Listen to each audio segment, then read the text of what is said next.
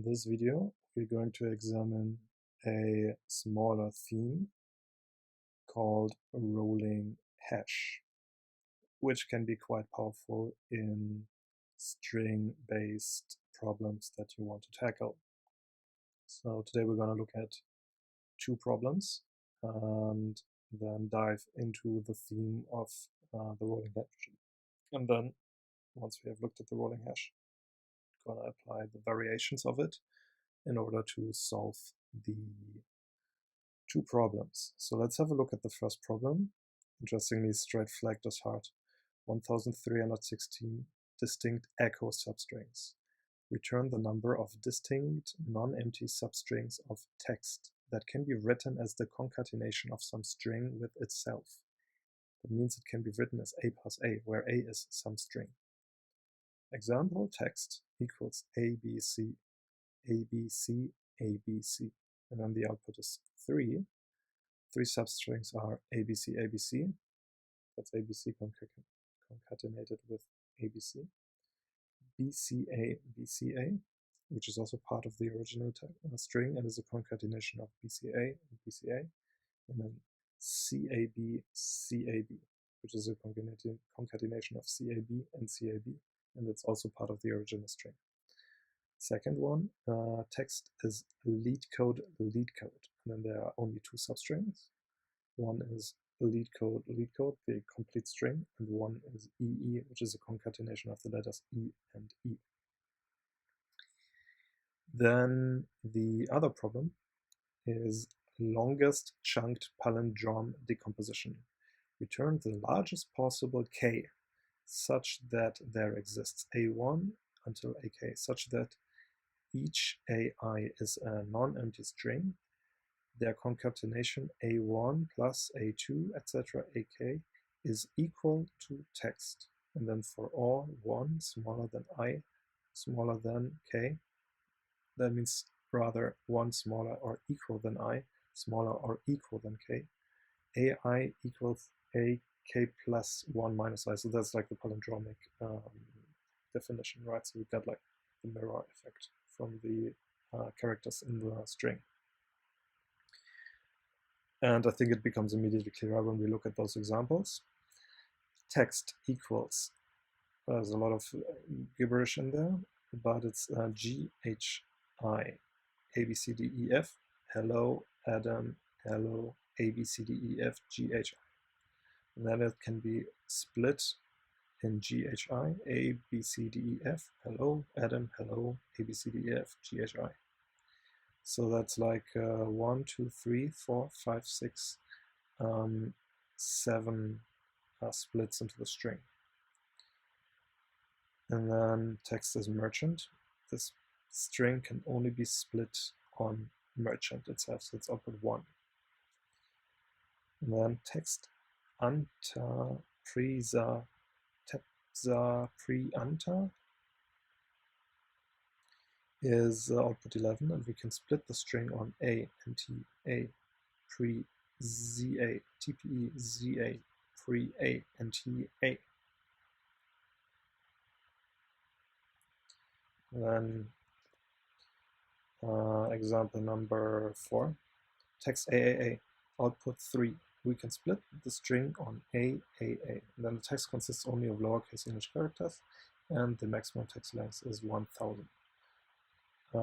Yeah, so we got those two problems here, and both can be tackled using like a very interesting approach to mapping substrings to hash values, and then using these hash values for your advantage, and then further not needing to recompute those hash values all the time completely, but rather just updating them. So let's have a look at today's explanatory website, which surprisingly comes from Quora.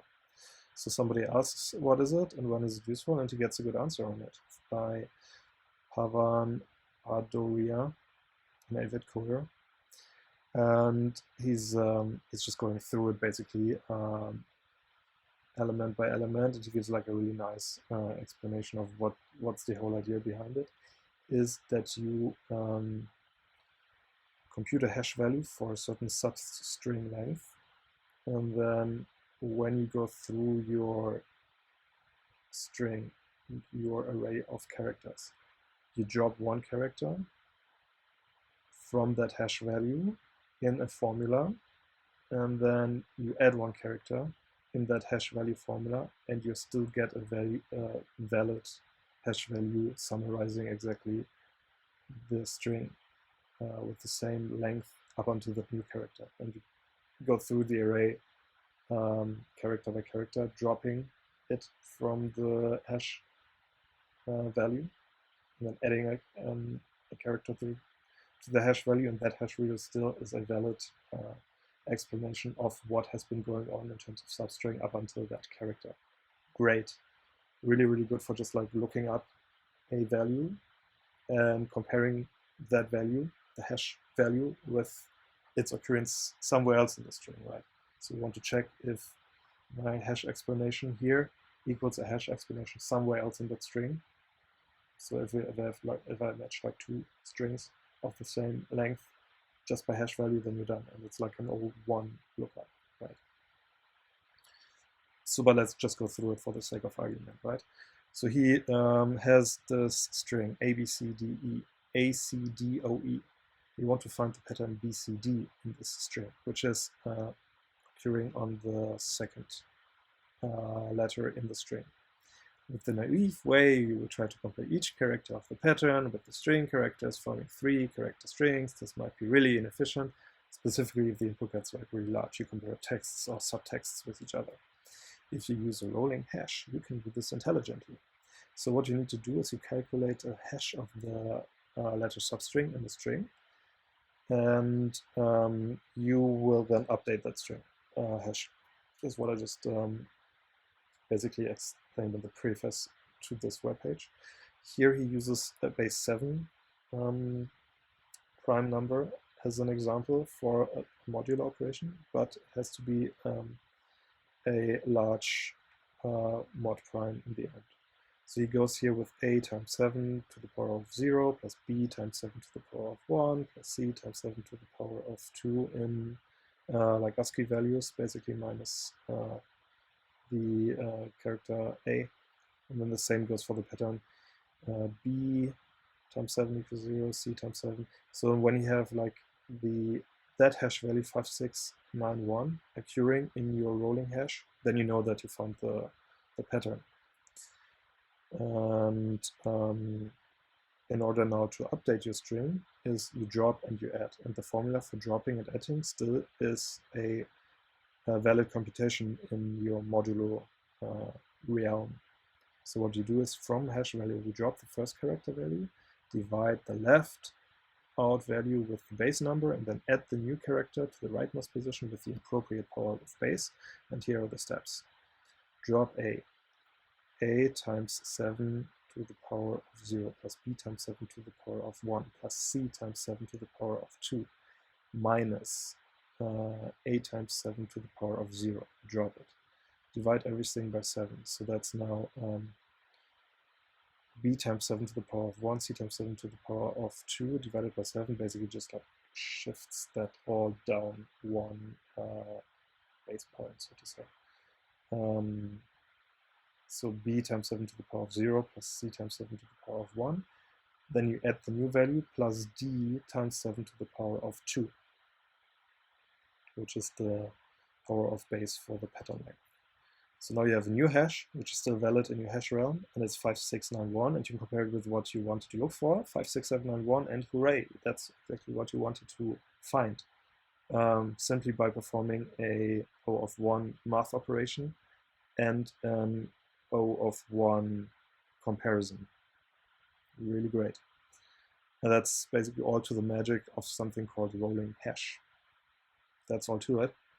And the solutions for those two problems basically really just leverage that very fact.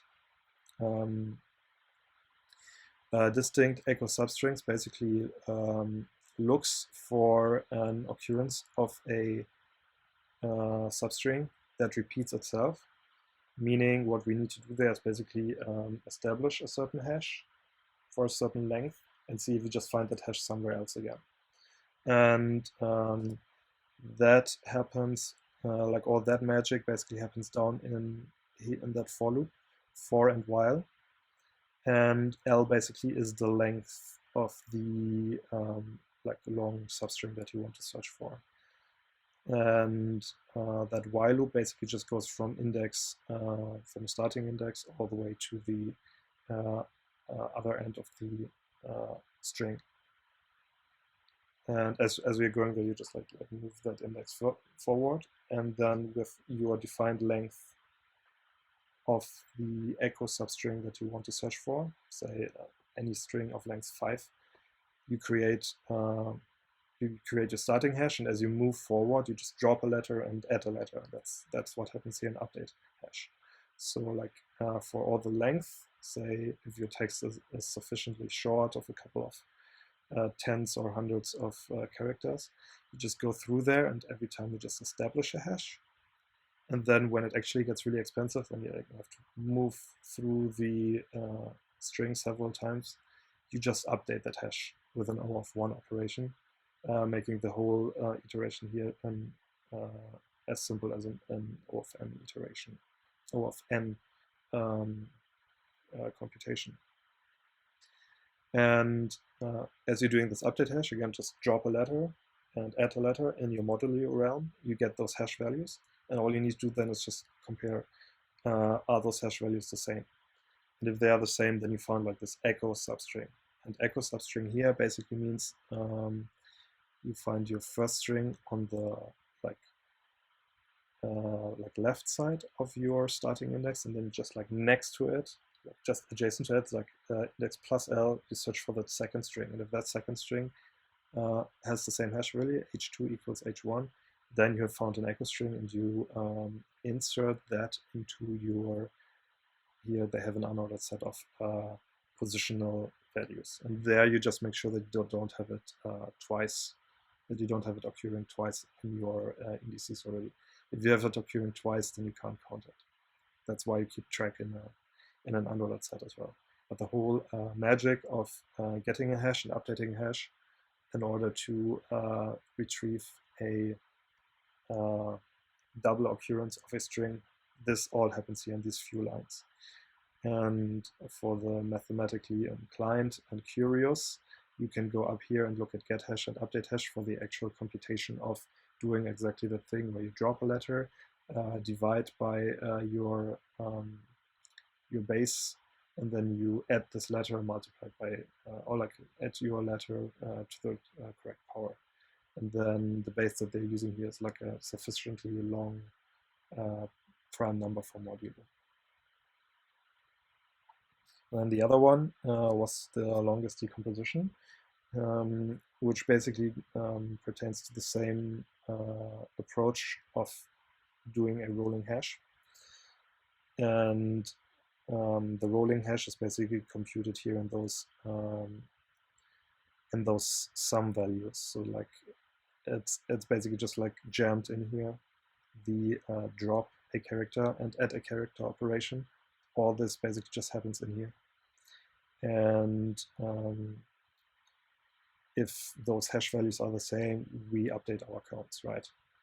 And if those indices are the same, then that means something that we actually have like a palindromic situation here. But the key fact that I wanted to emphasize on here is basically that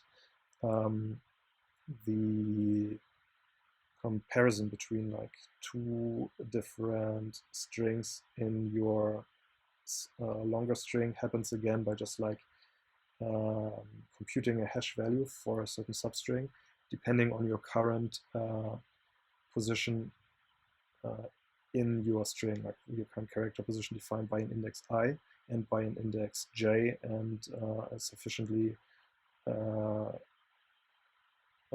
amount of like housekeeping for your other elements in the string. And you query those positions, and whenever you update them by 1, you just update those rolling hash values for the both of them. And that helps you then later down to do your comparison between those two strings and to apply your logic basically, and based on that logic update your update the value that you are queried, and that value that you're queried is basically just like the count of how many decompositions you can actually get from your input string. And that's all to it, basically. That's all to it using a rolling hash, mathematically heavy leaning, like you really put an emphasis on using modulo, using a prime, and relying on modular arithmetic to just be able to drop and add a value and still have like a valid hash value that's unique.